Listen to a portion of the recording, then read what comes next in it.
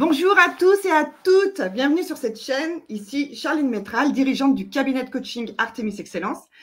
Si tu ne me connais pas encore, eh bien moi je travaille avec des personnes qui désirent reconstruire leur vie, que ce soit personnellement ou professionnellement, souvent les deux d'ailleurs. On fait entre autres des bilans de compétences, il y a un programme sur mesure, j'en parlerai plus tard. Mais tu sais, pour moi, la liberté, c'est une valeur importante, y compris la liberté financière. Et c'est pourquoi aujourd'hui, j'accueille pour cette interview l'extraordinaire Katia Delamotte, spécialiste de la vente, experte de la négociation également. Bonjour Katia. Bonjour Charline, je suis ravie. Je suis ravie, merci d'avoir D'être là parmi vous. Ouais. Comment ça se passe pour toi en ce moment, Katia?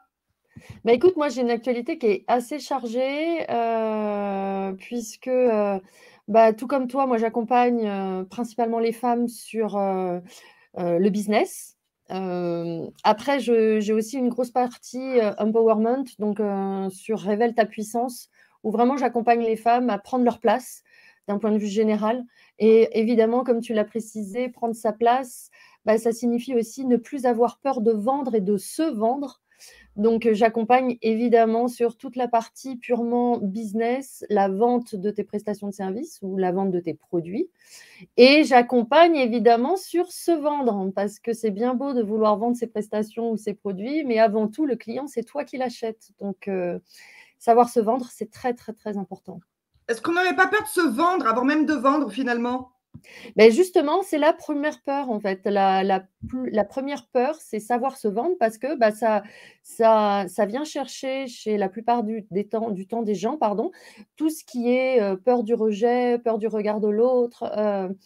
C'est vraiment c'est une des premières peurs, avec la peur de parler en public, parce qu'on s'expose, parce qu'on prend le risque de recevoir un non, alors que le non, c'est la vie en fait, parce que la vie, c'est le oui et le non. Donc, mais oui, je te rejoins complètement. C'est la peur qui est présente avant même de parler de son business. Ouais. Toi, Katia, tu as été négociatrice professionnelle pendant 25 ans et directrice commerciale de très grands groupes. Et tu prônes aussi l'indépendance financière, notamment pour les femmes. Mais qu'est-ce qui t'a emmené à te lancer dans ce parcours de négociatrice notamment? Alors moi, j'ai un parcours qui est, qu'on dirait en France atypique, parce que de toute façon, en France, dès qu'on sort un peu des clous, on est atypique.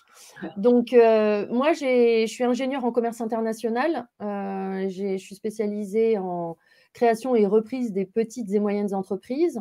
Donc, j'avais déjà une idée très jeune de vouloir aller dans l'entrepreneuriat. Donc, moi, j'ai fait les choses un peu à l'envers, c'est-à-dire que j'ai commencé par l'entrepreneuriat.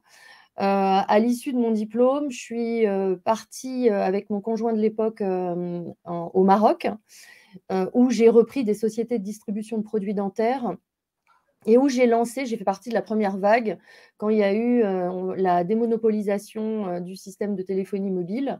J'avais aussi une agence du coup qui vendait toutes les nouvelles solutions mobiles. Donc en fait, j'ai vraiment commencé par toute cette partie-là. Donc, où j'ai pu me rendre compte que finalement, en tout cas moi, je ne l'ai jamais vécu comme un frein j'étais une femme, je manageais des hommes marocains, on se parle quand même des années 2000, et ça m'a jamais posé de soucis. Pour plusieurs raisons, je suis revenue en France quelques années plus tard. Et là, je me suis heurtée au marché français où il faut pas faire partie des cases, il faut avoir une certaine, on va dire, un certain vécu. Et c'est là où je suis tombée complètement par hasard dans la grande distribution, mais côté industriel, et où j'ai découvert que la vente, c'est pas uniquement vendre son produit, donc le passage d'une unité monétaire d'une personne à une autre, mais c'est aussi toute la partie négociation. Et ce que j'appelle négociation, c'est vraiment tout ce qui sont les conditions. Comment la vente, en tout cas, toutes les contreparties qui vont être mis dans la proposition, on va dire, de vente. La présence, la visibilité, la publicité, les prospectus, enfin tout ce qu'on voit en tant que consommateur comme quelque chose de standard. Ouais. Donc moi, je suis tombée un peu dans la marmite après comme ça de la négociation. Mon évolution, elle s'est faite quand même assez rapidement. Et j'ai été, du coup, j'ai fait le parcours après classique, directeur de compte, directeur de la négociation à l'époque de Dim Wonderbra Playtex. Et puis après, j'ai été directrice effectivement commerciale d'un grand groupe agroalimentaire. J'ai principalement des hommes, mais là, zéro, on va dire, surprise, malheureusement. Et du coup, j'ai constaté que moi, j'avais jamais eu de problématique à monter les échelons, à aller négocier mon salaire. Et ce que j'ai pu constater, c'est qu'en fait, la grande majorité des femmes, elles n'osent pas. Ouais. Donc ça, c'est même mes équipes, en fait, c'était vraiment pas inné. Quand il y avait une ou deux femmes dedans, il fallait vraiment que je la pousse pour dire, mais toi aussi, tu peux. Et finalement, quand on m'a posé dans ma carrière, mais pourquoi, qu'est-ce que toi, tu as fait pour exploser ce plafond de verre? Ben, j'en suis venue à la conclusion que moi, le plafond de verre, je l'avais jamais vu. Donc, du coup, je ne pouvais pas exploser quelque chose qui n'existait pas chez moi. Donc ça, après, c'est de l'éducation, c'est la manière dont on a été éduqué, etc. Ouais. Mais du coup, ça s'est fait naturellement. Mais j'ai toujours été dans le commerce. C'est dû à quoi que ce soit plus compliqué pour les femmes, pour toi? Leur conditionnement? Moi, je pense qu'il y a quand même beaucoup de parties, comment dirais-je, éducationnelles, Ouais. où on nous dit reste à ta place, sois gentille, tout ce bullshit finalement, où les femmes, elles n'osent pas. Et je pense qu'en fait, parler tout le temps d'inégalité, bah, finalement, même si c'est une réalité, c'est assez contre-productif. Parce que le fait de toujours parler d'inégalité, bah, c'est comme si on engrammait le fait que bah, il y a des inégalités. Et oui, on dit que c'est pas normal, mais en fait, il y en a tellement qu'on finit par se dire, bah oui, mais en fait, c'est normal que j'ai pas ce salaire-là parce que de toute façon, personne ne l'a. Ce qui est complètement faux. On peut aller réclamer, j'ai pas dit que c'est facile, mais en tout cas, il faut pas se laisser bercer par c'est pas possible, parce qu'en fait, tout est possible. Ouais. Mais c'est vrai, tu vois que la négociation, la vente, c'est deux mots qui ne sont pas toujours évidents puisque finalement, ils sont quand même souvent à connotation négative. Mais toi, tu arrives à transformer ça en plaisir, tu rends ça léger parce que, bon, au final, pas de CA, pas d'entreprise. Exactement. Et en fait, la connotation, déjà, elle est très francophone. D'accord. Quand on traverse la France et qu'on part dans un autre pays limitrophe, hein, et ben, en fait, la vente, c'est juste évident parce que, comme tu dis, sans vente, et ben, il y a pas de CA. Puis s'il n'y a pas de CA, et ben, il n'y a pas d'entreprise. Donc, le sujet, on va dire, est un non-sujet. Et la négociation, en fait, c'est parce que les gens aujourd'hui en France n'ont pas une bonne vision de la négociation. La négociation, ce n'est pas l'entourloupe, ce n'est pas la manipulation, c'est pas tout ça en fait. Déjà comment dirais-je, la négociation, c'est un outil. Donc c'est l'outil, on en fait ce qu'on en veut. Si on prend n'importe quel outil, ça peut devenir quelque chose d'horrible, comme ça peut devenir quelque chose d'excellent. Et ben la négociation, c'est pareil. Il y a plein de choses qui auraient pu se finir d'une manière dramatique s'il n'y avait pas eu de négociateur. Je pense à toutes ces prises d'otages, tous ces éléments-là. Moi, j'ai été formée à ce type de négociation, c'est-à-dire les négociations à haut risque, psychologique, négociation à haut risque, évidemment financier. Et les techniques, ce qui est absolument génial, c'est que les techniques de négociation, je parle vraiment des vraies techniques de négociation, c'est-à-dire celles qui sont données par des écoles de spécialité, ouvrent un champ des possibles immense parce qu'en fait, on négocie tout le temps. Les gens ne se rendent pas compte, mais on négocie tout le temps. C'est-à-dire que quand on est formé à la négociation, eh ben, on va avoir zéro souci à négocier son salaire, on va avoir zéro souci à négocier son évolution de poste. Quand on va avoir des problématiques, quand on va aller chercher cette liberté financière, eh ben, on va s'éclater dans l'immobilier parce qu'on a tous les leviers possibles en négociation. Quand on va aller négocier un prêt, bah, c'est pareil, on va savoir quoi mettre en avant. Enfin, c'est partout en fait. La négociation, elle commence quand on veut partir quelque part en voyage ou quand on veut déménager et puis qu'on a la moitié de sa famille qui n'est pas tellement pour. Donc, on va essayer de négocier en montrant les points positifs. Qu'est-ce que les gens peuvent avoir de plus grâce à ce changement. C'est absolument pas passer en force. La négociation, c'est le contraire de passer en force. En fait, s'il y a un truc je suis assez longue là-dessus parce que j'adore. c'est tellement important pour moi, c'est que en fait, la négociation, c'est on passe à autre chose quand la négociation a échoué. Ça veut dire que quand on regarde, par exemple, des choses extrêmement difficiles, que ce soit financer, que ce soit, par exemple, pour quand on va vouloir malheureusement parfois faire des gros plans de licenciement dans des entreprises, donc les syndicats, quand on va, on parlait tout à l'heure de la prise d'otage. En fait, la négociation, c'est vraiment ce que l'on essaye de faire pour que tout se passe bien. C'est l'inverse de ce que les francophones ont en visibilité sur la manipulation, etc. Par exemple, dans une prise d'otage, la négociation, ça va être toute la partie qui va permettre de sauver le plus grand nombre de vies. Et c'est quand la négociation échoue qu'il y a les assauts, qu'on y va en force, qu'on va aller utiliser les armes. Donc, ne serait-ce que quand on regarde cette image-là et qu'on fait un arrêt sur image, ben, on se rend compte que, ben, en fait, oui, la négociation, c'est justement pour que tout se passe bien. On essaye que tout le monde comprenne qu'il a un vrai intérêt à ce que ça se passe bien. Évidemment, on va perdre chacun un peu, et j'ai bien dit chacun, mais c'est défendre ses positions tout en tenant compte vraiment, mais vraiment, des besoins de la personne qui est en face. Et c'est là où le terme, pour certains peut-être qu'ils le connaissent, c'est le terme de l'assertivité qui tient une place majeure dans la négociation. Donc, on est sur du gagnant-gagnant, une recherche de gagnant-gagnant finalement. Exactement, exactement. Tout à fait. Okay. Je ferme juste ma fenêtre parce qu'ils se sont mis à faire des travaux juste maintenant, en bas. Hop. Je t'en prie.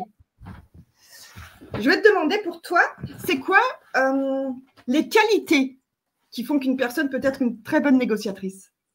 Alors, les qualités, elles sont multiples. Alors, pourquoi elles sont multiples? Avant de te répondre justement à quelles sont les qualités, je vais d'abord expliquer pourquoi elles sont multiples.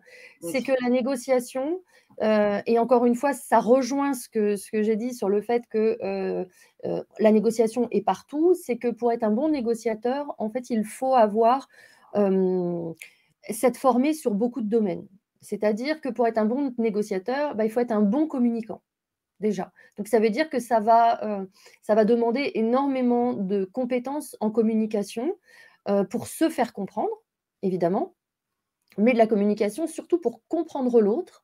Donc ça veut dire qu'il y a plein de techniques de communication. Communiquer, c'est pas uniquement parler. Donc ça va aussi beaucoup demander d'écoute active.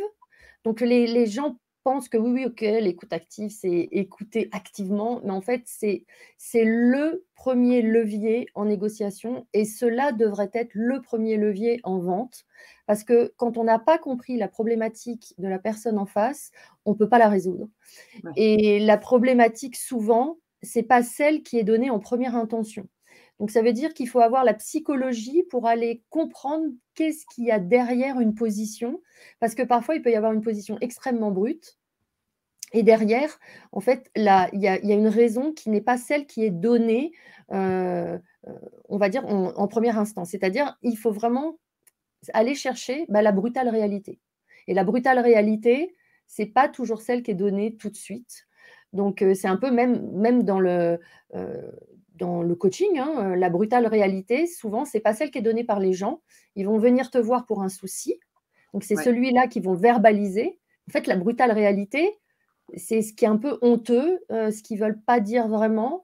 Voilà. Donc, donc, il faut évidemment être psychologue, c'est-à-dire pas s'être formé en psychologie, c'est pas ce que je veux dire, mais en tout cas avoir avoir vraiment développé cette grande compréhension de l'être humain. Il faut vraiment aussi être empathique. Et l'empathie, c'est différent de la sympathie. Si on est sympathique en négociation ou en vente, ce n'est pas un levier qui va être satisfaisant. Parce que être sympathique, c'est aller, on comprend le besoin de l'autre, on va aller un peu pleurer avec lui, c'est un peu la bonne copine. elle joue son rôle, elle est sympa. Enfin, c'est de l'amitié, mais c'est la sympathie. L'empathie, c'est comprendre en fait vraiment la douleur de la personne, comprendre les besoins, parce que c'est pas spécialement douloureux, mais comprendre les besoins, vraiment les engrammer en nous, mais pour autant, on va y répondre sans y mettre une salve d'affect qui est totalement inutile, parce qu'on est là pour régler un problème. Donc voilà, donc il faut vraiment avoir des leviers d'empathie et il faut maîtriser parfaitement. Les questions, elles se posent dans un sens, elles ont un rythme qui doit être logique. Donc, c'est en rapport toujours avec la communication. Et moi, je pense qu'il faut profondément aimer les gens. Parce que c'est ce qui fait la force de la négociation, c'est les relations durables. Et les relations durables, bah, c'est justement des relations qu'on préserve. Et quand on est formé à la négociation, bah, on peut avoir des rendez-vous très, très musclés. Moi, j'ai eu des rendez-vous, mais où je négociais des centaines de millions d'euros, donc c'était très musclé, où il pouvait y avoir vraiment énormément de tensions. Mais la subtilité, c'était de maintenir la relation. Parce qu'on va continuer à négocier avec cette personne-là, parce que potentiellement, on va la retrouver l'année prochaine lors d'une négociation. Donc, du coup, c'est toujours la même chose. On préserve la relation et on ne fait pas de passage en force. Donc, ça veut dire aussi savoir mettre de temps en temps, quand même, son ego de côté. Quelqu'un qui a trop d'ego ne sera pas un bon négociateur. D'ailleurs, on dit ego, non négo. C'est-à-dire que la négociation, c'est vraiment mettre au centre la problématique qui nous réunit. C'est pas faire une guerre de coq, il m'a dit ceci, il m'a dit cela. Non. Et quand on est en plus un vrai négociateur, bah, on est un véhicule. Hein. On est là pour faire le pont entre deux entreprises, entre un client et éventuellement quelqu'un qui fait des prises d'otages, etc. Mais ça, c'est le côté dimensionnant de la négociation. Mais dans l'absolu, la négociation, elle est absolument partout. Alors, c'est hyper intéressant. On voit que tu es passionnée par ton sujet, Katia. Bah, je l'incarne depuis 25 ans. Le vibre, hein, je le ressens là. Ouais, c'est ça. Si tu entends quelqu'un qui te dit « Ouais, non, mais les vendeurs, c'est tous des requins, ils sont là pour prendre votre argent. » J'imagine que tu vas nous parler de croyances limitantes. Qu'est-ce que tu lui répondrais? Ben, en fait, quelque part, ce que je lui répondrais, c'est très bien. Alors, effectivement, comme tu dis, croyances limitantes. Mais au-delà de la croyance limitante, quelqu'un qui a ce genre de vision de la vente, alors j'espère déjà pour lui qu'il n'est pas entrepreneur, parce que je vais être très cash, mais il n'ira pas bien loin. Parce que si tu fuis et que tu as une mauvaise vision de l'argent, bah, l'argent ne t'aimera pas davantage. Oui, il y a des requins. Oui, il y a des voleurs. Mais j'ai envie de dire, comme dans n'importe quelle profession, il n'y a pas besoin d'aller dans la vente pour trouver ce type de personnage. Et à l'inverse, il y a des gens qui sont fabuleux dans la vente. En fait, on diabolise la vente en France. Et aussi, une des raisons pour lesquelles on diabolise la vente, c'est que dans la vente, il y a aussi beaucoup de storytelling. Et autant dans l'entrepreneuriat, le storytelling, on le comprend. Mais en France, le fait de raconter des histoires, c'est tout de suite connoté, tu baratines, c'est du bullshit, etc. Alors que finalement, on est amené à raconter des histoires parce que c'est les histoires qui font vendre déjà, parce qu'il faut aller chercher l'émotionnel. La vente, c'est de l'émotion. On vend sur une émotion. On ne vend pas sur une fiche technique d'un article. Donc, je dirais simplement, je ne rentrerai même pas dans les croyances limitantes, même si évidemment il y en a plein, mais je dirais surtout que, oui, il y en a en fait. Donc ça ne sert à rien de dire mais non, oui, il y en a, mais comme partout en fait, dans n'importe quel métier, il y a ce type de profil. Donc ce n'est pas parce que ça touche à l'argent. Voilà. Moi, je pense que l'argent, ça, il y a bien quelque chose sur lequel je suis persuadée, c'est que l'argent est un révélateur. Je ne parlerai pas d'énergie, moi, pas du tout. Mais pour moi, l'argent, c'est vraiment un révélateur. Ça veut dire que finalement, si vous êtes une mauvaise personne, l'argent va révéler encore plus qui vous êtes. Mais oui, il y a des dérives avec l'argent, mais je pense surtout que c'est surtout un révélateur de qui tu es profondément avant d'en avoir. C'est un amplificateur. Exactement. Bien généreux, avec beaucoup d'argent, il le sera encore plus. Hein. Exactement. Être entrepreneur, c'est donc s'autoriser à gagner de l'argent aussi finalement. Oui. Est-ce que ça a un rapport avec le fait de s'affranchir du regard des autres? Alors, être entrepreneur, comme tu dis, il faut s'affranchir du regard des autres, mais j'ai envie de te dire que s'affranchir du regard des autres, c'est valable même en entreprise. Quand on disait tout à l'heure, pourquoi il y a des femmes qui n'y arrivent pas, c'est parce qu'elles ont peur du regard des autres dans l'entreprise. Qu'est-ce que va penser Bidule si je demande une augmentation de salaire? Qu'est-ce que va penser telle et telle personne? Donc le regard des autres, il est pas dès qu'on veut évoluer au regard des autres. Donc du coup, c'est vrai que le regard des autres va devoir c'est une des premières choses de laquelle tu vas devoir t'affranchir. Parce qu'on vit dans une société et encore une fois particulièrement en France, où les revenus déjà sont pas très hauts, hein. Le salaire moyen français, il est quand même pas folichon. Malheureusement, c'est une réalité et donc bah, dès que tu brasses un petit peu d'argent, dès que tu sors un peu de la moyenne en France, bah, tu suscites de la jalousie.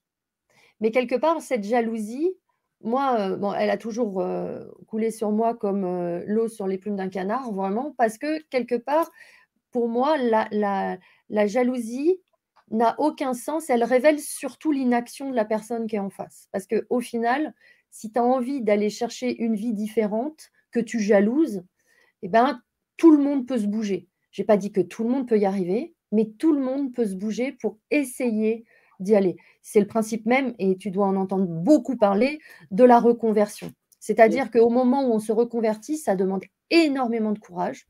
Ouais. Ça demande à sortir de sa zone de confort. Mais moi, je reste persuadée que la zone de confort est bien plus dangereuse que la zone d'inconfort, parce que pour moi, c'est vraiment le terreau de l'inaction. Et ces gens-là, une fois que tu t'es reconverti, et mon Dieu, si ça fonctionne, c'est là où ils vont te jalouser et où ils vont te dire que tu as de la chance, etc. Donc, c'est finalement ce switch qu'il faut faire entre, bah, OK, on va me regarder bizarrement, pourquoi j'ai quitté mon boulot, ça, je l'ai beaucoup, beaucoup vécu fatalement. Pourquoi j'ai fait ces choix-là? Mais à partir du moment où tu t'ancres et que tu sais ce que tu veux, ta conviction profonde est tellement forte que tu t'affranchis du regard des autres. Parce que ce que tu veux surtout, c'est atteindre la mission que tu t'es fixée. Et je ne parle pas spécialement d'une mission, on parle beaucoup dans le développement personnel, de la mission de vie, des choses. On n'a pas tous ce truc de la grande mission. On n'a pas tous cette sensation d'être venus sur Terre. C'est faux de se dire qu'on est tous venus sur Terre pour avoir une vie.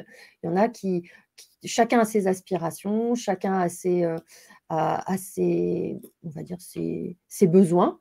Il y en a qui s'épanouissent dans des vies plus simples et c'est parfaitement OK. Mais plus tu es ancré, plus tu sais où tu vas et plus tu t'affranchis du regard de l'autre.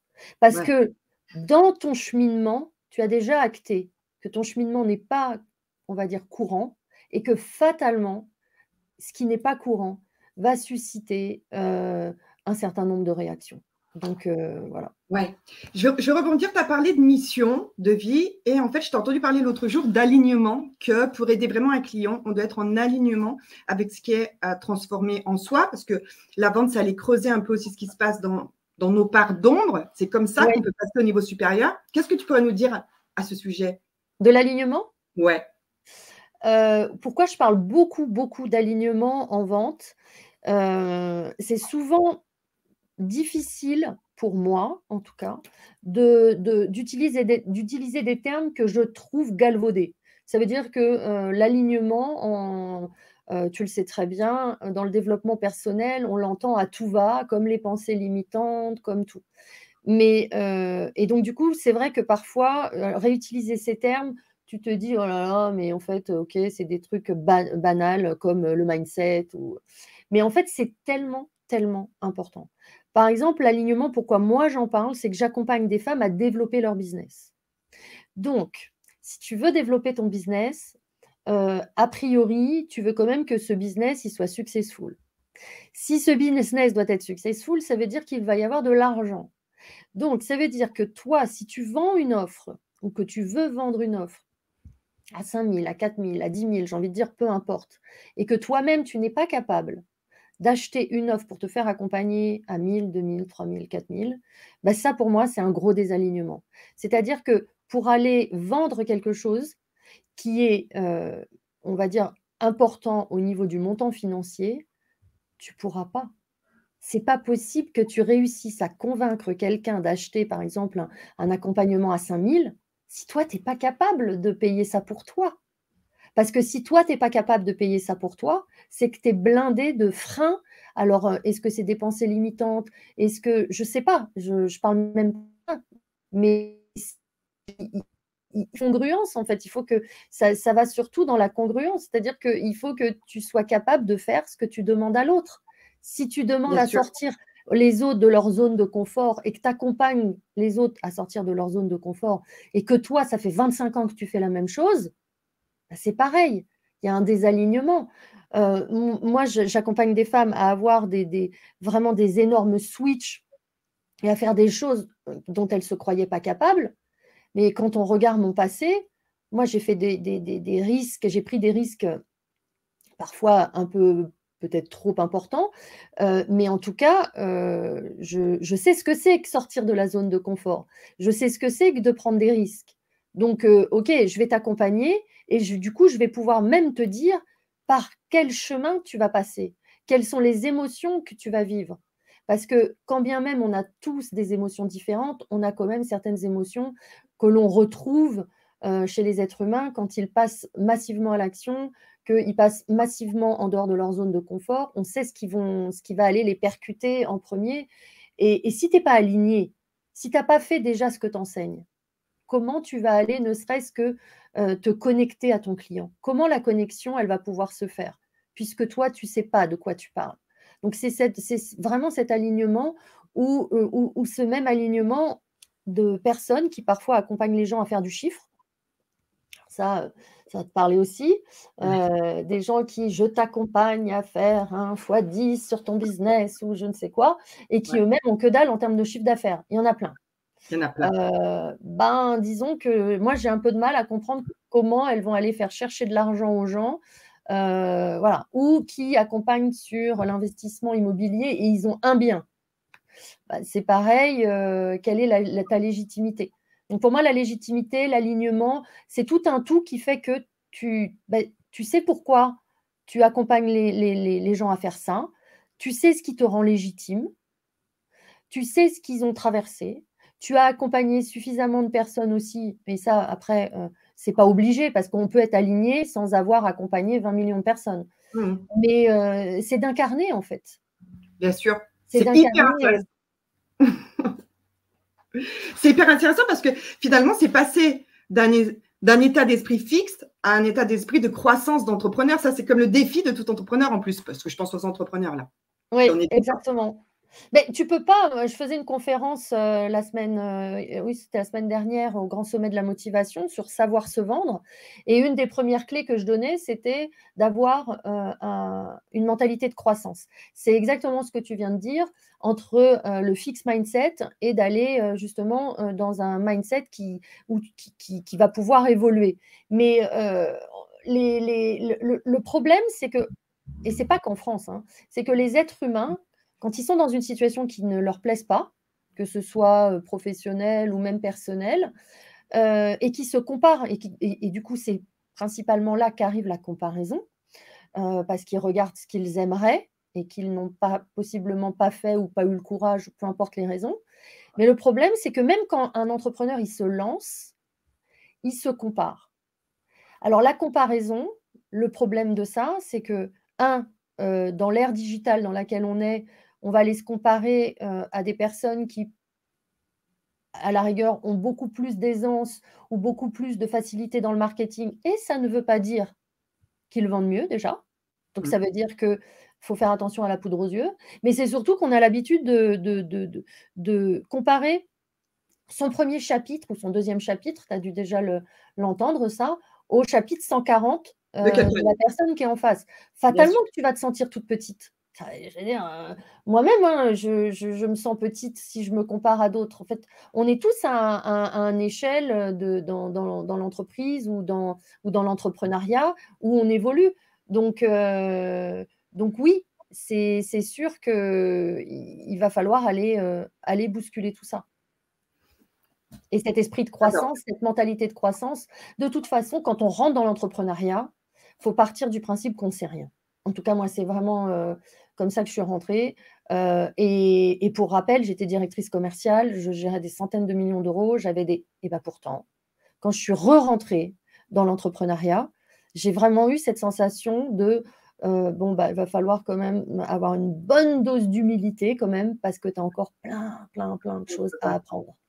Donc c'est aussi ça où moi quand j'accompagne les je leur dis: «En fait, arrêtez parce que vous avez eu un petit emploi dans votre tête, parce que vous avez eu quelque chose de qui est pas dimensionnant avant, et en fait, vous avez tout autant de chances de réussir que quelqu'un qui a eu une énorme carrière». Parce qu'en fait, l'entrepreneuriat, pour moi, il rabat les cartes et on te donne un jeu qui est différent de celui du départ.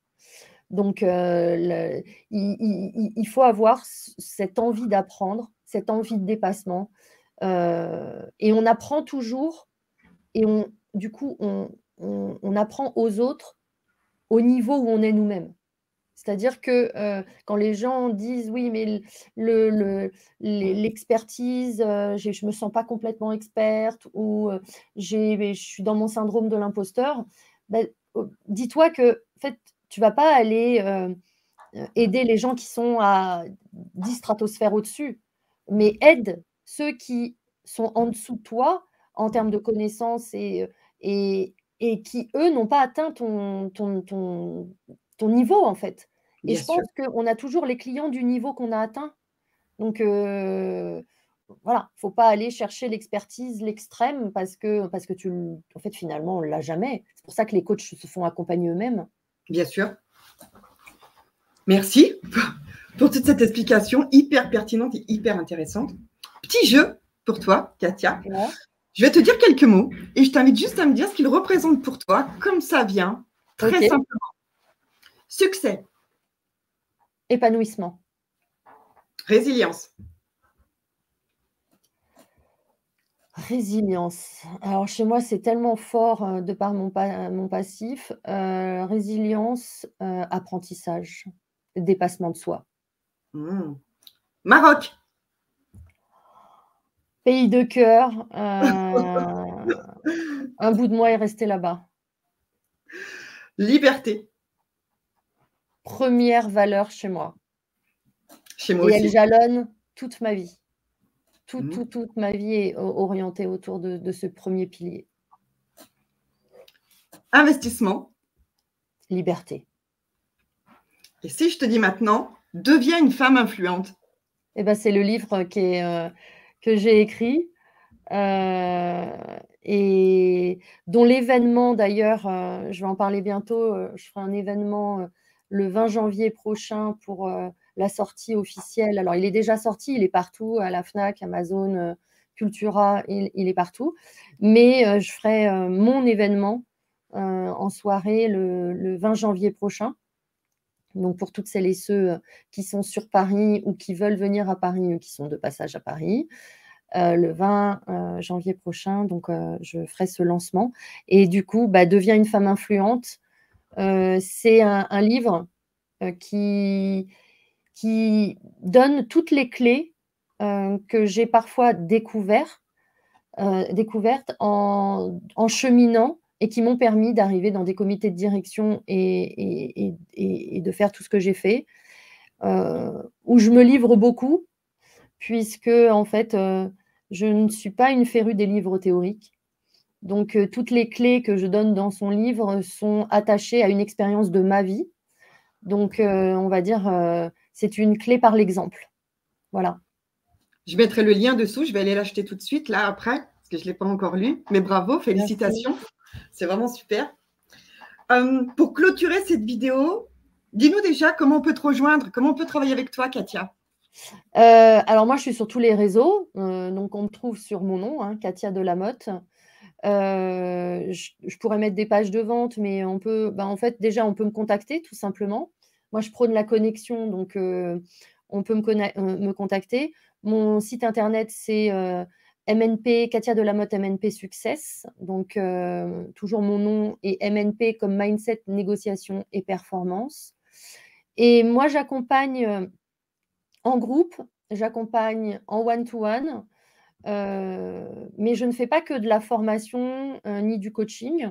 Je fais aussi de l'audit, c'est-à-dire que, une société qui a une problématique ponctuelle, par exemple de négociation, ou de vente, je peux, réfléchir à quoi faire avec elle pour sortir de l'ornière. Et parce que parfois, c'est pas qu'une problématique d'aller gagner de l'argent, mais c'est par exemple là, en ce moment, je suis sur une société sur lesquelles il y a des prises de parts dans l'entreprise. Donc j'accompagne sur, la réflexion globale, et comme je suis aussi investisseur, j'accompagne aussi sur les projets dimensionnants d'achat, sur l'investissement. Donc du coup, les on peut personnes me peuvent te trouver. contacter Pardon? sur les messageries des réseaux sociaux. Les personnes peuvent te contacter sur les Oui, réseaux sociaux ou via ton site internet. Je exactement. mettrai aussi les liens. Ouais, je te donnerai tout ça. Dernière question pour toi. Pour toi, Katia, c'est quoi le meilleur investissement qu'on puisse faire dans la vie? Sur soi, sans aucun doute. Je savais que tu allais dire ça parce que je pense la même chose, mais comme ça, c'est bien, c'est toi qui le dis. Ouais, sur soi, parce que c'est la première chose. Déjà, c'est la chose qu'on ne pourra jamais t'enlever, à moins qu'il t'arrive un truc, mais a priori, voilà. Bien Donc, sûr. et c'est surtout que c'est le point de départ, de tellement de choses. Moi, je vois le sur soi comme tentaculaire, en fait. C'est-à-dire qu'à partir du moment où on est formé, nous-mêmes, et ben, on peut, comme tu dis, faire de l'investissement.